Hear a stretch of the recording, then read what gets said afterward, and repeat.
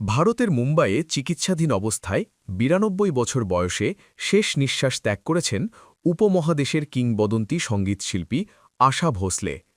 তার মৃত্যুতে দুই বাংলার সাংস্কৃতিক অঙ্গনে নেমে এসেছে গভীর শোকের ছায়া। রবিবার ১২ এপ্রিল মুম্বাইয়ের ব্রিচ ক্যান্ডি হসপিটালে চিকিৎসাধীন অবস্থায় তার মৃত্যু হয় বলে নিশ্চিত করেছেন চিকিৎসকরা। এই বরেণ্য শিল্পীর প্রয়াণে শোক প্রকাশ করেছেন বাংলাদেশের প্রখ্যাত সঙ্গীতশিল্পী রুমা লায়লা। গণমাধ্যমে প্রতিক্রিয়া জানিয়ে তিনি বলেন, পৃথিবীর বড় বড় দুজন কিংবদন্তি শিল্পী পরপর চলে গেলেন।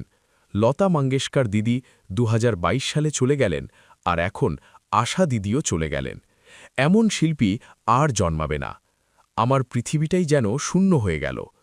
স্মৃতিচারণ করে রুনা লায়লা জানান, শেষবার তাদের দেখা হয়েছিল একটি গানের রেকর্ডিংয়ের সময়। এরপর ফোনে যোগাযোগ থাকলেও সাম্প্রতিক সময়ে আর কথা বলা হয়নি, যা এখন তার জন্য বড় আফসোস হয়ে দাঁড়িয়েছে। তিনি বলেন, ভাবছিলাম ফোন করব, আজ করব, কাল করব, এই করতে করতেই আর করা হয়নি। শেষ কথাটাও বলা হলো না। ১৯৪৩ সালে সঙ্গীত জীবন শুরু করেন আশা ভোসলে। দীর্ঘ ৭ দশকের বেশি সময় জুড়ে তিনি সঙ্গীত জগতে অনন্য অবদান রেখে গেছেন। শুধু হিন্দি নয়, ভারতের বিভিন্ন ভাষার পাশাপাশি একাধিক বিদেশি ভাষাতেও গান গেয়েছেন তিনি। তার কেরিয়ারে ৯২৫টিরও বেশি সিনেমায় গান গাওয়ার রেকর্ড রয়েছে। ধারণা করা হয় তিনি ১২,০০০-এরও বেশি গান গেয়েছেন, যা তাকে বিশ্বের অন্যতম সফল প্লেব্যাক শিল্পীতে পরিণত করেছে।